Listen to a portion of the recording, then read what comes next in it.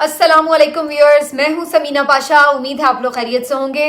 Viewers, कुछ आम खबरें और अपडेट्स इस व्लॉग में आपके साथ शेयर करने जा रही हूं और खबरें हैं बड़ी इंटरेस्टिंग किस्म की। खबरें हैं इलेक्शन से भी जुड़ी और कुछ दीगर खबरें भी हैं। एक तो जनाब फाइनली ईरान को एक अच्छा जवाब दिया गया है।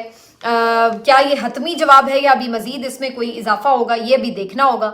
इसके साथ साथ जनाब बात करेंगे कुछ कि क्यों शेर अफजल मरवत साहब को वापस बुलवाया गया है, इलेक्शन में कौन इन हुआ है कौन आउट हुआ है, और द इकोनॉमिस्ट का भी गम खत्म नहीं हुआ था कि टाइम ने जो आर्टिकल छापा है वो मतलब मेरा ख्याल है कि आप सबको एक दफा पढ़ना जरूर चाहिए। मतलब पूरा कच्चा चट्टा खोल के रख दिया। मजे की बात यह है कि यह आर्टिकल खुद इमरान खान ने नहीं लिखा, लेकिन अगर आप उस आर्टिकल को पढ़ें तो आपको पता चलता है कि सारी इंफॉर्मेशन जो है वो ऑलमोस्ट वैसी है जो इकोनॉमिस्ट के मजमून के सारे कंटेंट हैं। तो वो क्या है वो मैं आपको सीधा सीधा कुछ बता दूंगी और फिर उसके साथ साथ बात करेंगे कि क्या कोई फर्क पड़ा है या नहीं बल्ले का निशान लेने से। इसके ऊपर भी मैं आपके साथ कुछ चीजें शेयर करूंगी। तो आपसे रिक्वेस्ट है कि चैनल को सब्सक्राइब नहीं किया तो सब्सक्राइब कर दें। सबसे पहले जी, ईरान ने जो एक बुज़दिलाना कार्रवाई की है इंतहाई काबिल मुज़म्मत, उसके ऊपर तफसीली वीलॉग मैंने किया है पहले, और आप लोगों में से जिन लोगों ने वो वीलॉग नहीं देखा लाजमी देखें। बड़े दिल से मैंने उसमें गुफ्तगू की है। वैसे तो मैं हमेशा ही दिल से ही बात करती हूँ, जो मुझे सही लगता है मैं वही बात करती हूँ, और मेरी कोशिश भी यही होती है कि कोई उसमें तारीफ ना की जाए, जो मेरी सोच है उसको उसी तरह से बयान किया जाए। तो बहरहाल सबसे पहले जरा बात हो जाए जी, ईरान के मामले के ऊपर पाकिस्तान ने एक बोल्ड डिसीजन लिया और ना सिर्फ ये कि अपने सफीर को ईरान से वापस बुलवा लिया, बल्कि ईरान के सफीर को भी हुक्म दे दिया है कि वो भी यहां से चले जाएं, तशरीफ ले जाएं। तो ये एक सख्त मैसेज होता है बहरहाल, लेकिन क्या इतना ही है या फिर इसमें फर्दर कोई इजाफा हम देखेंगे? इसके ऊपर बहुत बात हो रही थी सोशल मीडिया पर। बहुत से लोग ये सजेस्ट कर रहे थे कि ईरान को मुंह तोड़ जवाब देना चाहिए, कोई उनके ऊपर भी इसी किस्म का कोई अटैक, सर्जिकल स्ट्राइक, कुछ ना कुछ उसको जवाब एक मिलिटेंसी की सूरत में ही मिलना चाहिए।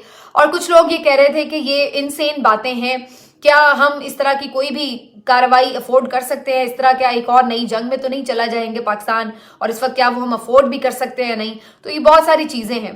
तो जहां तक मेरी अगर आप सोच की बात करें तो जाहिर है मैं कोई जंग की हामी तो हरगिज नहीं हूं, लेकिन मैं ये जरूर चाहती हूँ कि एक स्ट्रॉन्ग मैसेज जाना चाहिए। कुछ तो इस मामले से गया है जो रिस्पांस दिया गया, लेकिन इसको मजीद भी जो है उजागर किया जाना चाहिए बात को, वरना ये बात यहाँ पे रुकेगी नहीं। तो ये बड़ा इंपॉर्टेंट है, क्योंकि देखिए ईरान ने इसके साथ इल्जाम भी लगाया। ये कोई गलतफहमी का मामला नहीं था कि जी गलतफहमी से आ गया, उन्होंने बाकायदा टारगेट करके आपको हिट किया है। और इसमें जहां हमें अपनी जो इंटेलिजेंस की जो सारी यानी समझ लीजिए इंफॉर्मेशन है, जो हमारा पूरा एक नेटवर्क है, उसको जायजा लेने की जरूरत है कि आखिर क्यों कैसे वो दाखिल हो गया और हमें पता नहीं चल सका।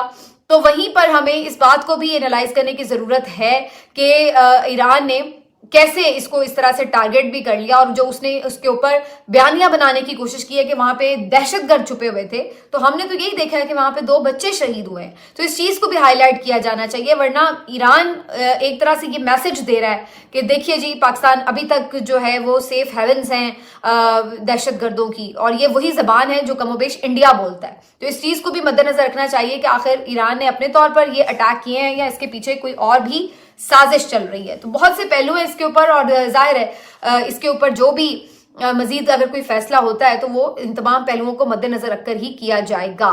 तो बहरहाल इसके ऊपर अफसोसनाक बात, जिसके ऊपर मैंने पहले भी बात की थी, सियासत नहीं होनी चाहिए। अगेन ऐसा लग रहा कि PMLN को एक मौका हाथ लग गया है कि इसका भी जो सारा इल्जाम है वो PTI पर थोप दो और उनको गद्दार वतन साबित कर दो, और ये साबित कर दो कि जी वो बड़े खुश हो रहे हैं। तो अजीब व गरीब किस्म की इस तरह के लीगी सहाफ़ी भी ट्वीट्स कर रहे थे, लेकिन भरपूर जवाब दिया है PTI की सोशल मीडिया ने इसके ऊपर, और PTI ने अपना एक ऑफिशियल इसके ऊपर रिस्पॉन्स भी जारी किया है, जो कि अच्छा किया है उन्होंने, और इसको होल एंड सोल कंडेम भी किया है। तो ये अजी सारी ईरान के हवाले से सूरत हाल। अब आ जाते हैं कि कौन इलेक्शन में आउट हो रहा है और कौन इन हो रहा है।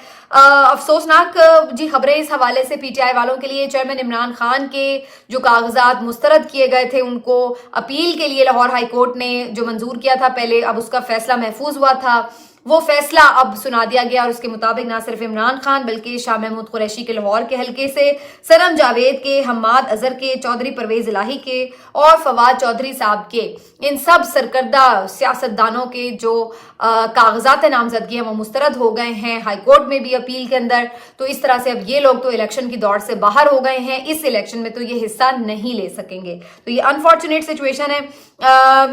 खासतौर पर अगर सनम जावेद की बात की जाए, वो काफी इस बात के लिए दिलचस्पी रखती थी कि वो मरियम नवाज के मद्दे मुकाबिल लड़ना चाहती थी, क्योंकि जब उनसे ये पूछा गया कि आपका नाम शायद अगर पाकिस्तान तहरीक इंसाफ जीत जाती है तो मखसूस नशिस्तों में दिया जा सकता है, तो उन्होंने कहा कि मुझे मखसूस नशिस्तों पर नहीं आना है, मैं मरियम को हराना चाहती हूँ। तो उनका जो एक यानी आप समझ लें कि ख्वाहिश थी वो ये थी कि मरियम नवाज को शिकस्त देनी है, तो ये उनकी ख्वाहिश जो है उनको लड़ने ही नहीं दिया गया अनफॉर्चुनेटली। तो ये एक चीज सामने आई है।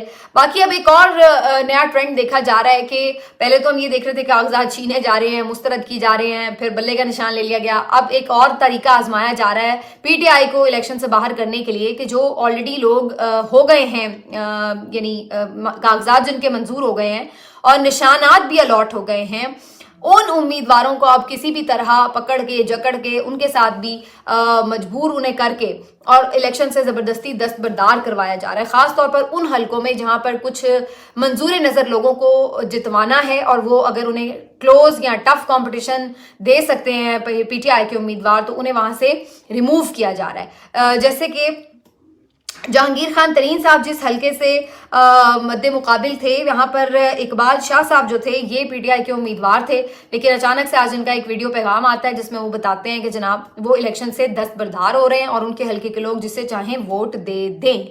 तो ये एक बड़ा अनफॉर्चुनेट बात है। जहांगीर खान तरीन साहब की खिदमात के एवज उनको ये जो सीट है वो तोहफे में दी जा रही है, वरना सबको मालूम है कि इस वक्त लोधरा में पोजीशन क्या है। तो ये वो सीट भी है जिसमें ज़िमनी इंतखाब भी हुआ था और आपको याद होगा कि भारी भारी मार्जिन से पीटीआई के जो कैंडिडेट थे वहां से जीते थे 2022 में। तो बहरहाल अनफॉर्चुनेटली इनको यहाँ पे कॉम्प्रोमाइज किया गया। बहुत सारे लोग ये क्लेम कर रहे हैं, रिपोर्ट कर रहे हैं कि इनके बेटे को अगवा कर लिया गया था और उसके बाद 6 दिन के बाद उनकी ये वीडियो जो है जारी हुई है।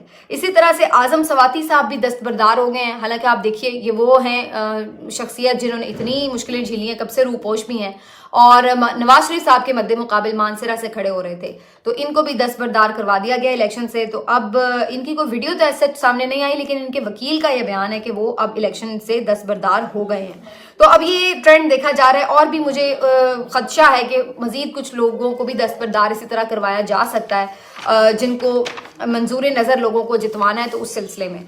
तो बहरहाल जी इलेक्शन से ये अपडेट्स हैं। इसके अलावा शेर अफजल मरवत साहब जो है वो अपनी कैंपेन कराची में जारी रखे हुए थे, आज उनका लास्ट डे है और इसमें अब एक खबर ये आई है कि जनाब पीटीआई की तरफ से एक नोटिफिकेशन या जो भी आप कह लें हुक्मनामा जारी किया गया, जिसमें शेर अफजल मरवत साहब को फौरी तौर पर ये हुक्म दिया गया है कि वो अपनी जो मुहिम है उसको समेट कर वापस इस्लामाबाद आएं और अडियाला जेल में इमरान खान से मुलाकात भी करें। तो उनके जो 1-2 फंक्शंस रह गए थे वो उन्होंने फिर वहां पर अटेंड किए and I will must say कि बहुत अच्छी कैंपेन रन की कराची में, सिंध में, बहुत ऐसे इलाकों में कि जहां पर पीटीआई का शायद उस तरह से इतना जोर भी नहीं था, लेकिन वहां पे भी जब लोग निकले हैं तो आइडिया हुआ है कि वहां पे लोग तैयार बैठे हैं कि कोई पीटीआई की लीडरशिप आए। तो बहुत अच्छे विजुअल्स देखने को मिले कि कम से कम कोई कैंपेन करता हुआ नजर आया पीटीआई की तरफ से सिंध के अंदर। लेकिन दूसरी तरफ जो शेर अफजल मरवत साहब के मसाइल चल रहे थे रऊफ हसन साहब के साथ, हामिद खान साहब के साथ, पार्टी की सीनियर लीडरशिप के साथ, तो उसके बाद ये खबर आई है कि अडियाला जेल में बैरिस्टर गौहर और हामिद खान साहब के साथ एक अहम मुलाकात हुई है इमरान खान साहब की। और इस मुलाकात में हामिद खान साहब ने खास तौर पर काफी शिकायतें लगाई हैं शेर अफजल मरवत साहब की और उनको इमरान खान साहब को बताया है कि किस तरीके से शेर अफजल मरवत साहब जो है उन्होंने पार्टी की सीनियर क़यादत के खिलाफ स्टेटमेंट्स भी दिए हैं और इसके साथ साथ और भी उनके ऊपर कुछ एलिगेशंस लगाए हैं जो एक कैंपेन के दौरान शायद उन्होंने कुछ चीज़ें की हैं जिसके ऊपर उन्होंने क्वेश्चंस उठाए हैं।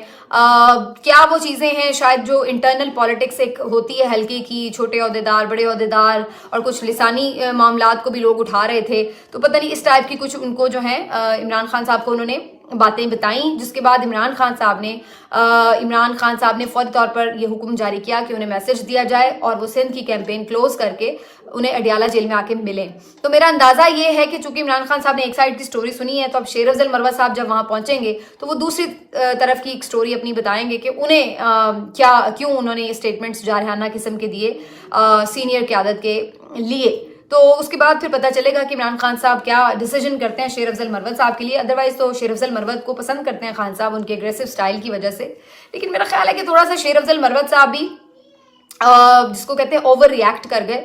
ठीक है, सीनियर क़यादत ने अगर कह भी दिया तो अल्टीमेटली वो सीनियर हैं, आप उनको इग्नोर करके अपनी कैंपेन जारी रखें। जो आप खिताब भी कर रहे हैं उसमें उनका जिक्र करने की ज़रूरत ही नहीं है।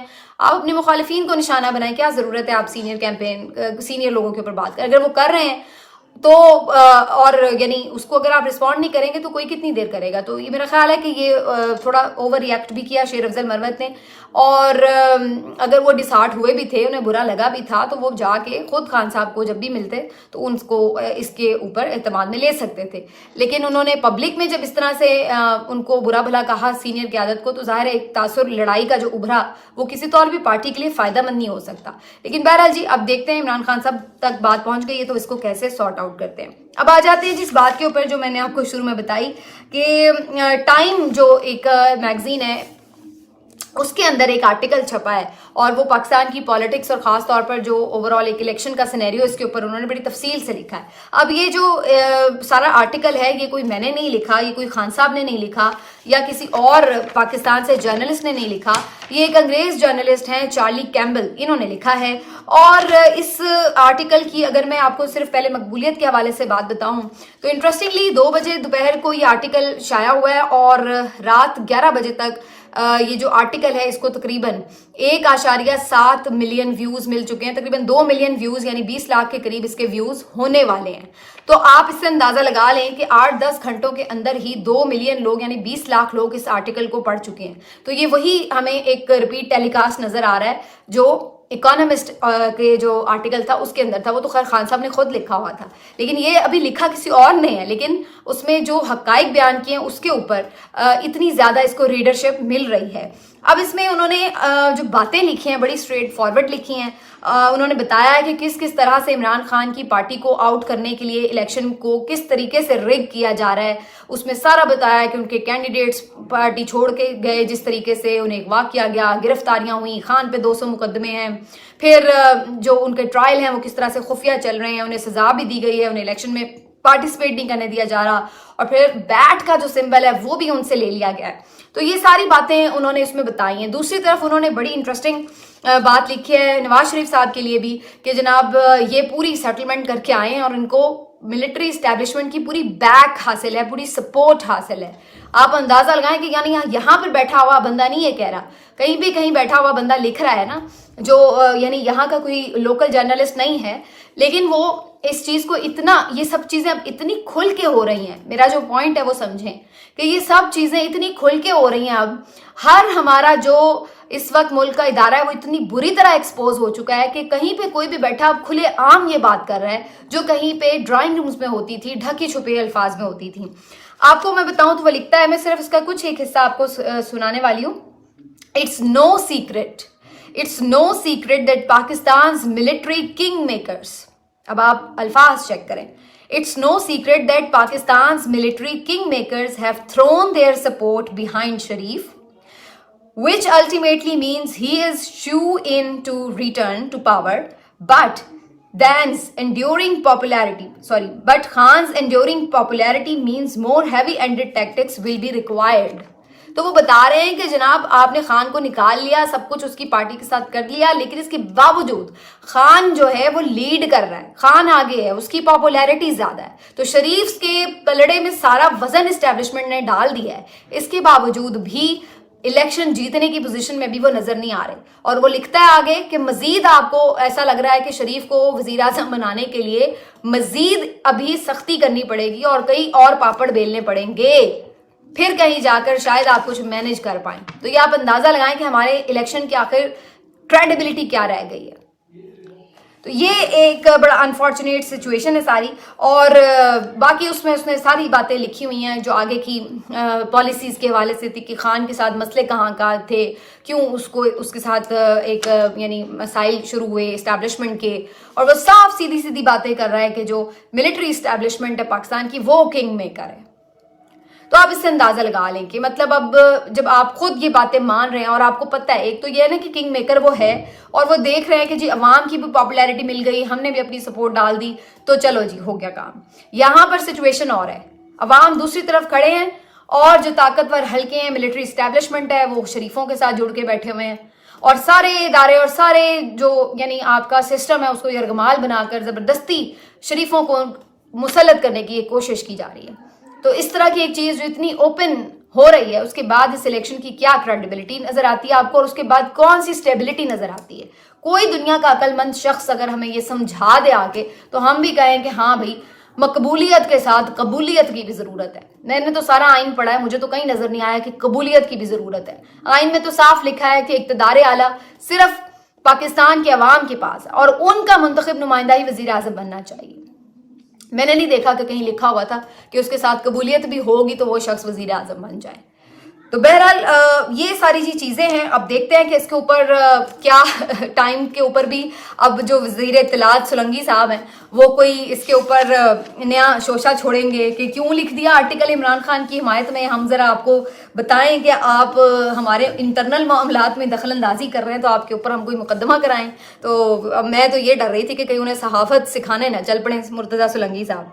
इसके साथ बस एक दो छोटी खबरें और मैं शामिल कर दूं। रेहाना डार साहिबा जो उस्मान डार साहब की वालदा हैं उनके कागज क्लियर हो गए हैं और उन्हें झूले का इंतखाबी निशान भी मिल गया है और कॉट जो होता है बेबी कॉट उसका इंतखाबी निशान भी मिल गया है। उन्होंने भी कैंपेन शुरू कर दी है। जरताज गुल वजीर साहिबा जो है वो भी कैंपेन अपनी स्टार्ट कर चुकी हैं। बेंच का उन्हें इंतखाबी निशान मिला है तो बड़ा मजा आ रहा है मुझे। तो ये जो टिकटॉक पे इस वक्त अंधेर मची हुई है पीटीआई के इलेक्शन कैंपेन के हवाले से। लेकिन इंटरेस्टिंगली जो मैंने लास्ट बात आपसे करनी थी वो ये कि मैं मुख्तलिफ हलकों के सर्वे देख रही थी।